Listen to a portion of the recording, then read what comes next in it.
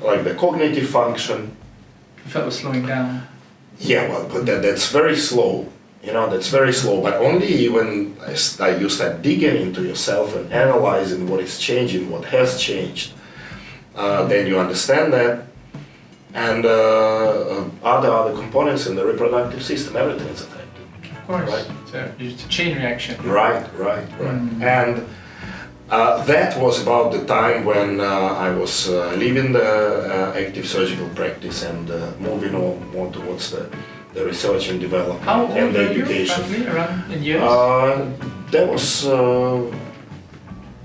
late 30s. So in the late 30s, okay. Yes, that's when the transition happened, and bear in mind, there was no regular medications, no regular supplements, absolutely everything was going on just naturally, normally, right? Yeah.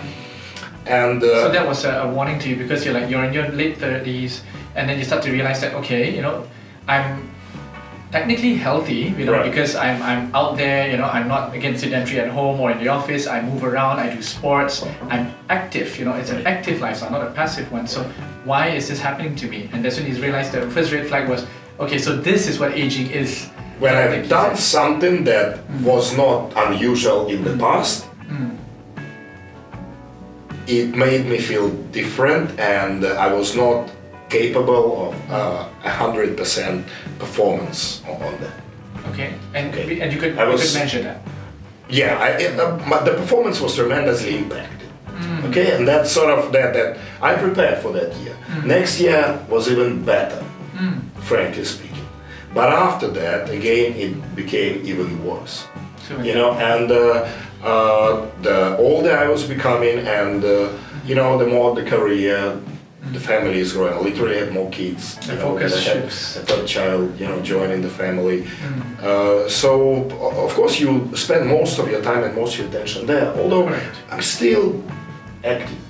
We're still gym and squash and some basketball with my kids. Regular activity. I think that's the key part, because some people think I just work out like once a month or once in 2 months and I'm healthy. This is not. This is someone who has been doing it, I was into that. That was a normal life, part of the lifestyle. And yet that happened.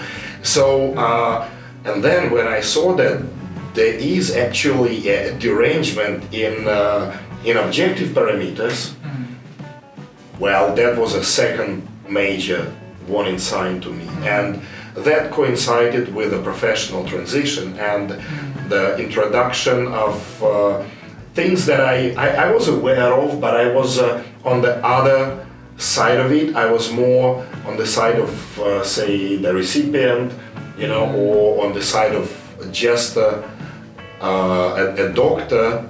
But you see, this is a different realm slightly. Okay. Specifically the anti-aging. Because it wasn't a medical condition per se. It wasn't like yes, because for me it was medicine, conventional medicine, and ways of enhancement. But here is the anti-aging, the age reversal component, which I was aware of, and I was reading about that. And there was no personal interest in that. Correct. Okay. Until now, because you start to see, okay, it's happening to me, I need to find something to slow this down. Right. So in my case, it happened in the reverse order. So it was the fitness and enhancement first, and then dealing with the specific age-related conditions or preconditions, and then thinking of, oh my God, aging, I have to reverse aging also. That is the cause of the conditions, right? That was the flow, and that is actually the flow in very, very many cases in every individual's story, personal story. So I remember when years ago, in the age of 36 or 37 years old, I've done biomedical scan first time. Okay, which is based on the heart variability test. And bear in mind that I had a stress test before, and I passed that. So the stress test was fine, but for the new Medi So when I did the biomedical scan, and I saw my biological age 54 years old. Wow. Were you surprised? Yes, because I naively I was expecting to see less than my chronological age. But it's not even close to your chronological age. Yes, it was like 20, 20, almost 18 years old. More, right? Yeah. It was more, 18 years more. And could it be the machine? Maybe no, I've redone it, and I've sat and I contemplated on that, and I looked at all the charts and all, and I sort of went into the scientific part of it, into the science of just, and then it just all made sense to me. Okay. You know, in a way. In the later part, of course, the findings of my biomedical scan now, and for the past few years, it has been steady.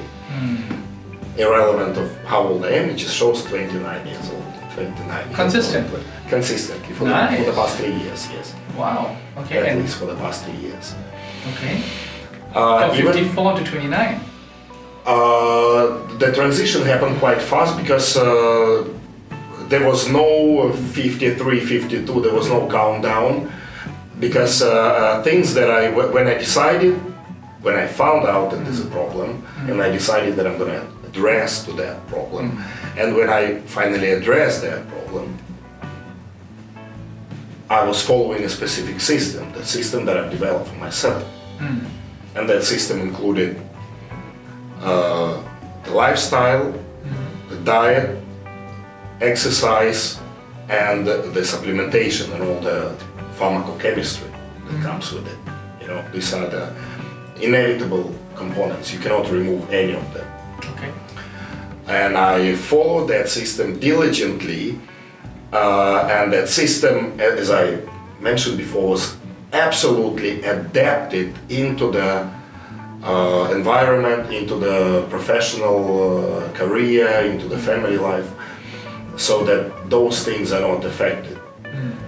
You know, so I blended in and then tried to blend it as much as possible to all different conditions of life.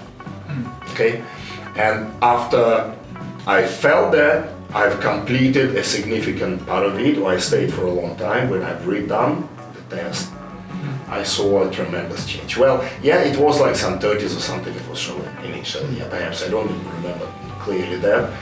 But for the past 3 years consecutively, it was 29 years old. I've done, a couple of years ago, I have done the epigenetic test, done the global methylation test, when I was an age of 40. So the epigenetic, the DNA test, showed that it's roughly like about 34 years old. But then again, it was sort of a conditional adjustment, you know, because the actual report comes in a percentage of the genome which is in a specific state, you know, whether it's methylated or demethylated. Okay. Because I think what would be probably going through most of the viewers' minds would be, you know, how reliable are these so-called, you know, devices that track your biological age, right? Because, you know, it could be monitored or it could be calibrated in a way, you know, to make people panic and go, oh, okay, you know, you're actually 30, but your biological age is 70, so do something about it. So we are talking about legitimate devices which are out there. Same goes to the body composition test. The one they use in the gym. Same, right? well, in different locations. You can say the same about the X-ray. You know, would you? How would you explain to a person 200 or 300 years ago that if you put a person between two plates, there will a film come out. There will a film come out that shows the bones and the structure and the lungs inside. Something like that. And people would say, oh, it's either some kind of witchcraft, you know, you're insane, right? So, of course, if there's some kind of a hoo-ha or unknown, again, some device which is a secret technology, a proprietary technology, well, yeah, thank you very much. Just keep it to yourself. A legitimate predictor for the possible mortality in men or in men or women after myocardial infarction. I mean, there's so many applications in medicine for that. Okay. You know, as well as this, the genetic test as well, the epigenetic test, the global methylation test. It's a legit test which was developed not so long ago, you know, but by Steve Horvath, Specifically, that was the test that I've done. You know, and it's pretty much accurate. Okay. However, it does not mean that you get an absolute figure, an absolute number, same as it goes with the body composition test. But important is that it shows you the trend. What's the use of that one-off investigation if you do not have a second point to compare it with? To see whether you gone up or down, right? Yeah, it's just the information. Okay, well, yeah, but what sort of information does it bring to you? You know, it has to correlate with something. It has to correlate with other parameters. It also has to be reflected in time. You know, if it's a static component, a static parameter which never ever change, then what's the value of it, right? But if it's static under certain conditions, if you do not fulfill those conditions, then it will not be static, right? That's totally different. Then it's a legitimate method. Understood. To a certain extent. And especially if you use that in the long term and you see the trend in how your body composition changes. Like for me, it's very important because my body weight is about the same all the time, right? But I just, in a span of the past few months, I observe how the amount of my fat tissue reduces, but the amount of the lean muscle mass increases, you know, so, and it's very important for me because there is a purpose. Right? There's a specific goal, there's a specific date that I'm preparing for, and the specific parameters, my expectations. You know, so I know what is the percentage of the body fat that I'm targeting. Right? And another thing is that don't think that there's only one method of investigation. Right? You can check it with the device, then you can do it with a skin fold thickness in different locations. Okay, it's on the chest, you know, the half from the shoulder to the nipple, you know, the thickness of the fold, and then you look at the charts. It's some of the methods, and then of course, generally, you know, the conditioning and all on that. You pay attention, the fat distribution. You know, same goes for any other method. There is so, it's very important that there is always a correlation and confirmation. We sort of need to know where we want to go. Then you know where you want to go. Yeah? Okay. Right. So how and then you know the direction. And then you figure out methods. Okay. So the methods, yeah, the methods that I have figured out for myself, there are a number of different methods. Especially when it's coming to the pharmacochemistry and the different supplements and different combinations. I think I can write a mini encyclopedia, just a personal experience, what I tried myself and what I observed. And actually, that would be a really good book. I'll be in line to get a. Well, you have the short conclusion and the summary of that in the form of the series that we have recorded, because that is sort of that zoomed down. There were so many things that were chopped off along the way, you know, towards that, but there's so many things that I've tried in different supplements and all. Some of them totally didn't work. Some of them worked for a certain extent in a specific duration or specific conditions. But important is that I gained so much knowledge about that and database, which is just incredible. Nice. Frankly speaking, it's just incredible. Okay. I wish I just had the time, you know, to put that all in paper, which I'm intended to. Yeah. So back to your journey, right? Back to my journey. So you started. So let's do a bit of a recap. So you started off basically being a bit of a heavy, obese. Were you obese as a child? Well, yeah, I was a fat kid. You were a fat. I call it a fat kid. So you were a fat kid, and then you realized. Sometimes, like 20 years ago, I was super lean. You know, so from fat kid. Fat kid is a mentality. That's what I try to explain to you. When you look in the mirror and then the coach. In my head, how did I see myself? But were you really fat biologically? Or physiologically for that matter? Like, what would you define as fat? Look, above 100 kilos? What is more important? What you think of yourself, or what you think others may think of yourself? that's a trick question because most people would like to hear majority vote. I would think of what I think for myself. What you think, or what you think other people think of yourself. Yeah, I think it would be the second one more than the first. No, it's of course the first one. Why? What is more important?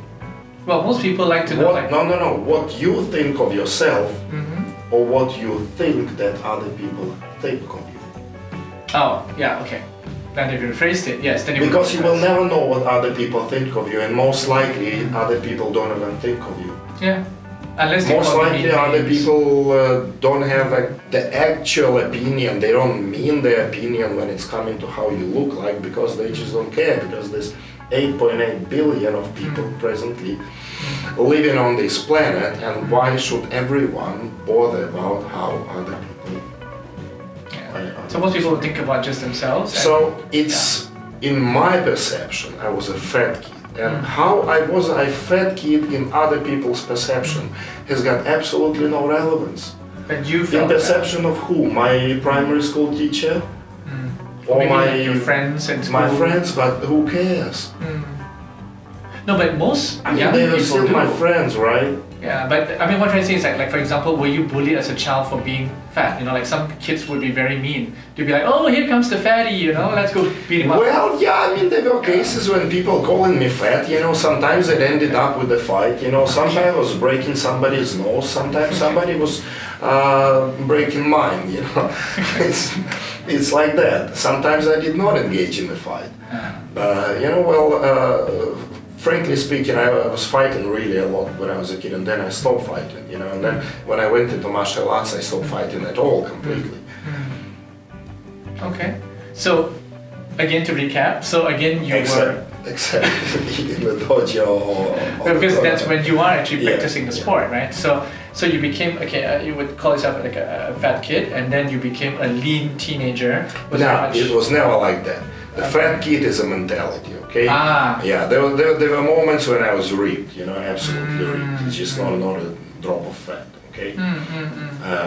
Again, those moments when I was specifically either training for something, or I was we had the fantastic summer camps, you know, in the Crimea, before the Crimea was occupied, annexed by RF, and we had those camps like 700 meters above the sea about the sea level, in the mountain, you know, in the forest, in the mountains, and then you get down on the track, you know, the forest track, and you get right to the beach, which has a spring of natural water, you know, that is coming from the mountain. I mean, it was spectacular. And we trained for 6 hours a day, you know, and it was my sensei who was training me specifically, you know, at the time. Those were great days, you know. So and then it was super healthy, nutritious food, you know, and everything was so properly planned, all the activities. And we've been there for quite some time, you know, I guess a couple of months or 6 weeks. Something, you know, there were a few shifts. We were doing, of course, other work, you know, because I was a doctor for the camp also. I was a medical doctor for that camp. And there was a lot of kids, you know, from karate clubs, and we gotta take care of them, you know, and there were emergencies and there were accidents also. I had my kid, Medikit, you know, and taking care of them, sometimes transporting to the emergency hospital, you know, so it was really fascinating. Wow. So that time I was very, very lean, because I put myself a goal that, okay, I want to prepare, I want to go for exam. Okay, so there was a reason, you know, for that. Okay. But it's not about that. It's generally about, I found myself that, okay, I've missed it out, and I went on that journey, okay? And the journey that, the pathway that I took, I've structured it immediately. And I've structured it, of course, what is going to be my nutrition, what I'm going to eat, what I'm not going to eat. And I took the easiest way that time, initially. It's not, I'm not doing now what I was doing that time when I started. That time I just started with nose. And I suggest, I mean, my opinion, that it's one of the really good ways to start. You just start with a no list. What not to do? Yeah, what not to eat. You know, what not to take, what to avoid. You know, and life will change with that already. Then I had to work out a specific way of physical exercises. That was a moment when I started bringing in something else into that mode of the physical exercise. Specifically the elements of the Qigong or the Tai Chi that I've learned in the past. Then even such things as kinesiology, or the applied kinesiology, which I had some brief encounters with that. Then I had a short-term course, and then I had some more encounters with that. And then later, you see, I had great chances of meeting the people who actually belong to different schools. And the applied kinesiology, there are sort of very different structures, different organizations based on the different principles. And then, of course, reading books. And as usual, trying to find that clear essence of the most valuable stuff out there, which I think is rational, which has a strong scientific background, and trying to peel off the stuff that I was either too much skeptical about or did not have sufficient amount of good evidence. Okay? So sort of created that system of the physical exercise, and then it had to become, due to the circumstances and the lifestyle and career and all, high intensity and short term. Okay, that was the way. Okay. And I've manipulated with intensity and with the volume, and with the sort of the type of the exercises in the later part. But what is important here is that don't just think that it was a specific workout, okay, we're gonna do 20-minute workout at this time. No. I had to change a lot of things in the every moment, every second life. The way how I sit, the way how I stand up, wake up from the chair, what muscles I engage, how do I walk, so there's been a posture, a gait, and I'm doing that constantly. I keep on reminding that myself, engaging specific muscles, either the core muscles and all, because there's a reason, because I have, as I said, I have personal medical history reasons for that, even the slight injuries of the lower back, which everyone has. Everyone is complaining on that lower back pain. Is it a disease? No. If you go for all the investigations, 99% you're absolutely fine. And people just bear with that, or they just take painkillers, the Celebrex, stuff like that, for the matter of fact. But and everyone knows that since that I carried something heavy, I strained this, I strained that. But it really debilitated me and impacted my life and other activities. So I had to implement every second conscious efforts to get rid of those things. Okay. So it's the way how you sit, it's the way how you walk, it's the way how you stand up, what muscles you engage. The mind-muscle connection is extremely, extremely important. What sort of stretching and how you do the stretching, how I do the stretching, and also a specific system for that. Which is not very rigid also, it's very, very adaptive to a specific cause, a specific reason. Okay. Then, once a physical part of it and nutrition was taken care of, I started looking into the supplementation. To add on. And this, of course, is a topic for, I don't know, it's Netflix series. Okay? The things that I've researched, the things that I witnessed, the things that I used, and then combinations and all different supplements. Even that's what brought me quite close with knowing many brands, without knowing naming brands. The top brands. I visited the facilities, the manufacturing, been to the heart of so many places. Amazing. Which really is doing the research and development, or they fund the research and development of all that science of bioregeneration. Nice. Okay, whether it's just the supplement industry, pharmaceutical industry, or the research facilities. And then, of course, different courses, different conferences.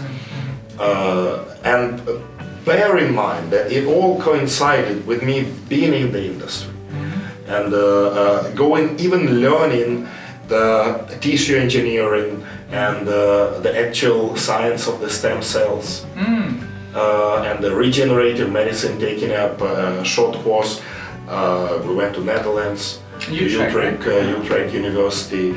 It was a fantastic exposure, fantastic, where we had a chance. Where else, me, a medical practitioner, a doctor, and a surgeon, to have a chance of culturing chondrocytes, and observing over a course of the study, sort of growing the cells, the generation of chondrocytes in the petri dish. This is not observing school, right? No, absolutely. This is a regenerative medicine. It's something that is just. It did not even exist properly as a definition by the time when I graduated medical school. It's regenerative medicine and tissue engineering. It's more towards, I would say, microbiology, more towards biotech. It's biotech. Biotech. But it is done in a medical facility, and then it is used there for experimental medicine. It's fantastic, Translational medicine in that sense, right? Where you can call it like that, yes. And then there are specific projects, and then it all was accompanied with lectures and education and practical work and exposure with the professors and the students there, the other students who've been, the PhD students there, who sometimes come and work with us in the lab. Nice. Because for me as a medical doctor, it was quite new. Not to say that it was totally new, but to do it yourself and the whole process and witness it and culture chondrocytes and then confirm and have a picture of the cells, a cell count and the cell viability, and you have done it yourself. That's pretty amazing. I would say. That was pretty amazing. And it all was happening in the same time when I was applying that work on myself. So it does make more sense, I think. Yeah, well, I was 38 years old roughly when I've done stem cell therapy for myself. Oh, okay. Okay, so I had a chance of, I always believed in experience, personal experience. Okay. So I went to a facility, I've done it. How did you feel? Because I think a lot of people have heard about stem cell therapy and there's so many reviews written about it, Right. Some positive, some not so positive, and in fact, I think in most countries it's even banned, because I think the governments themselves are not aware of it's not banned, but it's not banned, but it is allowed, but for the specific indication, in a specific facility, there's regulated types of the cell therapy, like everything. It must be done by obviously a proper registered physician who knows what he's doing, so it's pretty much prescription based, would it be? I believe that the airplanes are also driven flew by properly trained pilots, so it's not something that is even discussed. Okay. So it's definitely not about that. But you see, before I've done that, I've done